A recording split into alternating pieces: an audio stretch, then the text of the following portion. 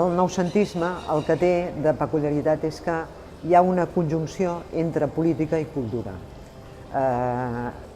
De fet, s'intenta que molts intel·lectuals s'assumin aquesta idea de transformació del país.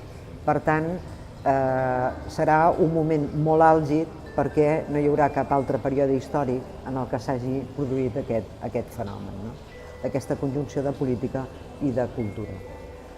El món de les arts es convertirà en un dels elements potser més evidents perquè a través d'aquestes arts s'intentarà projectar tots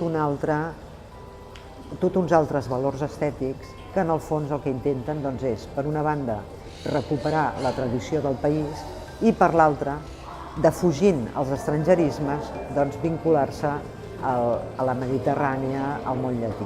Bé, en aquesta conjunció de política i cultura, la idea és afirmar, construir i institucionalitzar estructures culturals. És potser un dels moments en els quals es van fer més coses i que fins i tot avui dia encara perduren. Pensem que hi havia un analfabetisme molt marcat, per tant, el que es vol és construir escoles i aquesta serà la gran tasca que, per exemple, a Barcelona tindrà un exemple molt clar amb els grups escolars, que farà sobretot el Josep Goday, acompanyat d'un artista que intervé fent esgrafiats, fent també les pintures o l'aplicació de ceràmica, que és Francesc Canyelles.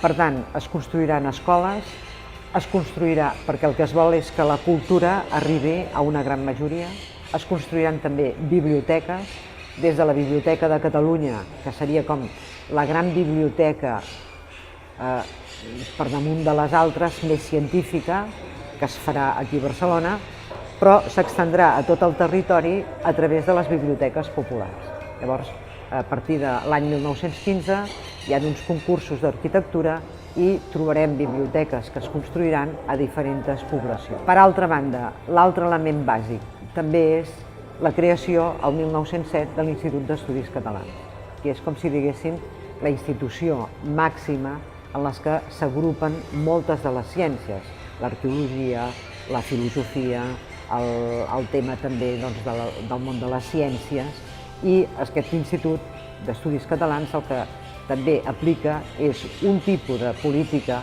de connexió amb el món internacional.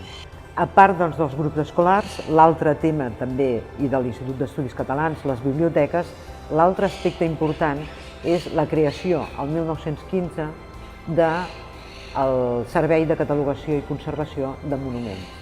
Clar, això el que significa també és estudiar, inventariar el patrimoni de Catalunya. I a partir d'aquí hi haurà actuacions sobre aquest patrimoni artístic.